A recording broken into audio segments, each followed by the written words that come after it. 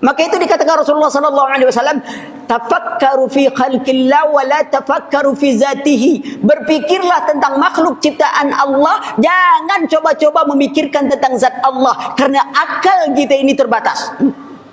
Tadi angin saja sudah tak bisa kita cernakan.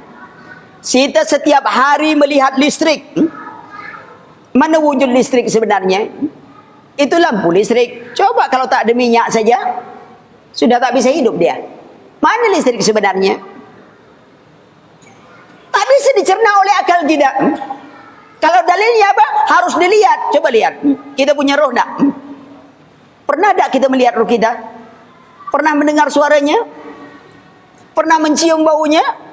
Pernah berbicara dengannya? Lalu dari mana anda mengetahui anda punya roh? Anda tidak pernah melihatnya, tidak pernah mendengarnya, tidak pernah berbicara dengannya, tidak pernah mencium baunya. Lalu dari mana anda mengetahui anda punya roh? Akal tak bisa mencerna.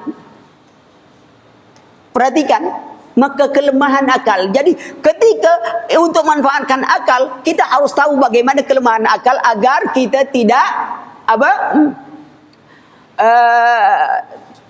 tidak melampaui batas akal itu. Islam tidak ada doktrin. Kalau dikatakan Rasulullah berpikir tentang makhluk Allah, itu bukan doktrin. Kalau doktrin itu ajarannya itu tak benar, tapi harus diterima sebagai sebuah kebenaran. Sedangkan disebutkan Rasulullah itu bukan doktrin. Apa itu? Batasan akal kita. Tak bisa akal kita mencerna, ikhwan. Sedangkan di dunia ini saja tidak bisa kita mencerna. Banyak perkara di dunia tidak bisa kita cerna.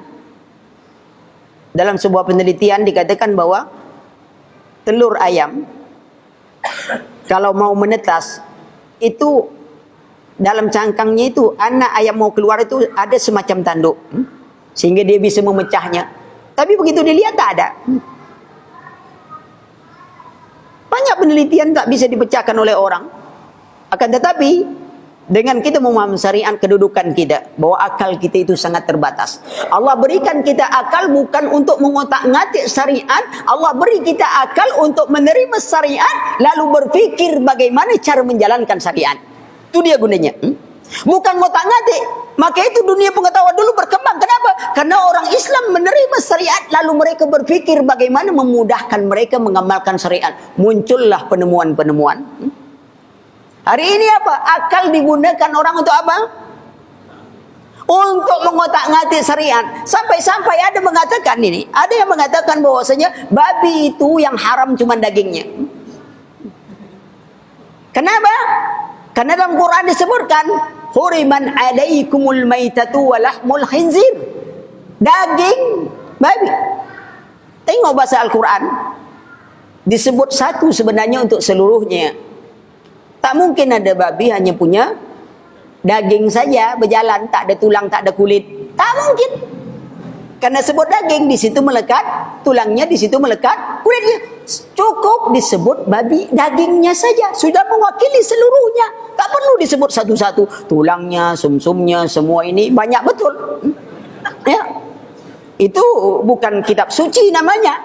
Ya. Lihat. Seperti Allah katakan wadrib lahum masalan ashabal qaryati isja'ahal mursalun. Beri mereka contoh sebuah negeri ketika Rasul datang kepada mereka, kepada penduduk negeri itu. Tak perlu Allah ceritakan dia datang rumah sebulan, datang rumah sebulan, datang rumah sebulan. Tak perlu. Berapa tebalnya itu Quran? Lihat, cukup disebutkan satu mewakili seluruhnya. Lihat, ini perlu dipahami, keterbatasan akal. Akal kita sangat terbatas. Maka itu syariat kita membatasi. Karena akal yang diberikan Allah untuk menerima syariat. Naik haji wajib bagi yang mampu. Terima kita. Lalu kita dengan akal yang diberikan Allah juga kita mencari jalan bagaimana mudah naik haji. Kita cari dana besar-besar. Bisa naik dengan pesawat. Kita tak perlu mencari guru yang bisa sholat 2 tempat. Tak perlu. Sebab kalau saya punya ilmu macam itu, saya buka travel, Pak. Saya pegang aja semuanya, langsung sampai ke Mekah. Iya, musim haji. Begitu mau pulang, pegang lagi. Sampai lagi pulang ke Bali. Bayaran murah. Tapi tak ada orang punya ilmu macam itu. Kan enak kita pakai travel macam itu. Tak pakai paspor, tak pakai ini. Ya, sudah selesai tawaf semuanya, pegang lagi. Sebab dia bisa sholat 2 tempat. Kan udah aja. Tapi itu kan cerita. Dari mana sholat 2 tempat? Orang kita sholat Jumat sini, sana baru jam 8. Sholat apa di sana? Orang beda 4 jam. Kalau beda dengan sini berapa jam? 6 jam. 5 jam. Sholat apa namanya? Maka itu khayal. Ya, perhatikan.